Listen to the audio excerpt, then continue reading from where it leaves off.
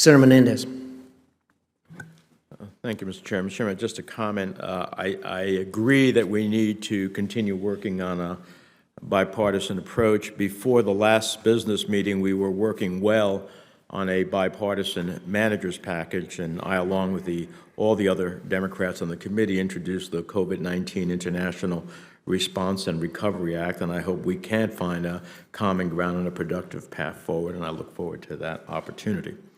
Mr. Grigsby, I want to pick off in your last set of comments here, as well as your testimony, that China did not share sufficient information about the virus, and you just said that the WHO's words of praise for China actually exacerbated the pandemic because it did not pressure China to be more transparent. But President Trump himself praised China's response multiple times in speeches, public statements, and tweets. Quite explicitly, in one tweet on January 24th, he wrote, "China has been working very hard to contain the coronavirus. The United States greatly appreciates their efforts and transparency. It will all work out well. In particular, on behalf of the American people, I want to thank President Xi," close quote. On February 6th, at the WHO Executive Board meeting, Ambassador Bremberg, who represented the United States, was similarly effusive, saying, quote, "We deeply appreciate all that China is doing on behalf of its own people and the world, and we look forward to continuing to work together as we move ahead in response to the coronavirus," close quotes. Those are just some of the quotes. So was the WHO's praise for China the fatal flaw, which necessitated the U.S. withdrawal from the WHO? And if so, why did the United States make similar statements of praise and support for China at the same time if this was detrimental to the global pandemic response? Thank you, Senator. The comments you made are absolutely correct.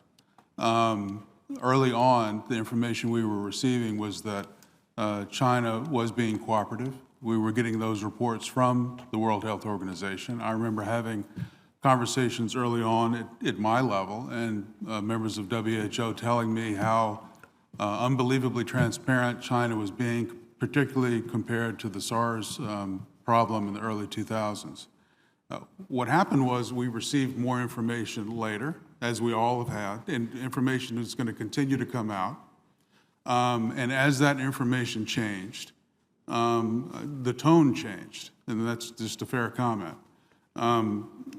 Last month, the World Health Assembly approved a resolution co-sponsored by, in fact, because it was a virtual assembly and much condensed as opposed to the normal meetings.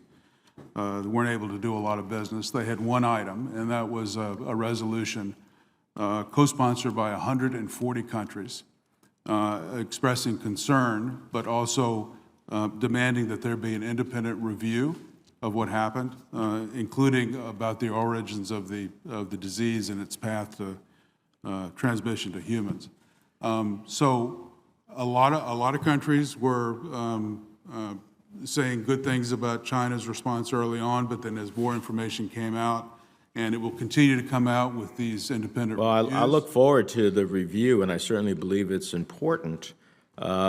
But the President's praise continued even after the ones I mentioned. Let me ask you this. You listed several reforms the administration would like to see at the WHO, including pressure for better compliance with international health regulation obligations and improving the process for declaring public health emergencies of international concern. That would be good for the world. But the Director General is not the person who decides on those reforms. It's the WHO, which is a member organization. Member countries make those decisions. How does the United States expect to influence other members to achieve reforms of the WHO if it has relinquished its seat at the table? Senator, that's a good question, and I appreciate it. The fact of the matter is, the United States is a member of the World Health Organization now. The President has announced that that relationship is being terminated, and well, if I said I'm terminating my relationship with you, why should I listen to you?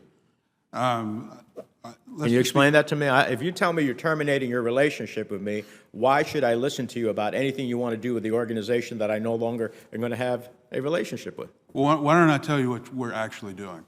No, why don't you answer my question? I'm doing that, sir.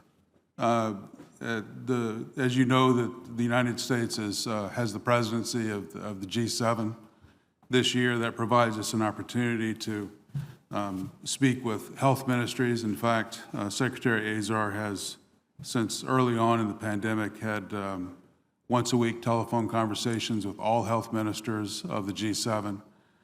As the situation with COVID-19 became more apparent, there was a focus on reform of the WHO. Those conversations continue, and some of the countries have asked us the same question. It's in the interest of the United States, whether or not we're a member of the WHO, to have a WHO that performs better. Well, I appreciate your lengthy answer, which is a non-answer as far as I'm concerned. The reality is you have not made it clear to me how you're going to affect change at the WHO when you've terminated your relationship. Let me ask you one other question. If we create a new global trust fund at the World Bank, as I understand it from reading Senator Risch's bill, that's what it would do, would we just be going it alone? The rest of the world, they may be seeking change at the WHO, but they're behind the WHO. So help me understand why other countries would now support a new mechanism at the World Bank. Wouldn't this just create a parallel mechanism to the World Health Organization? Senator, we just received a copy of the bill a couple of days ago, and I know our team is looking at that. I don't know that that would be the case. In terms of, for example, HIV/AIDS, there are multiple organizations that have been created, and I believe that they very much complement each other. I assume that the senator's proposal would be in that same spirit. Well, we look forward to your further analysis of the bill, because that's what it seems to me. Let me close. Mr.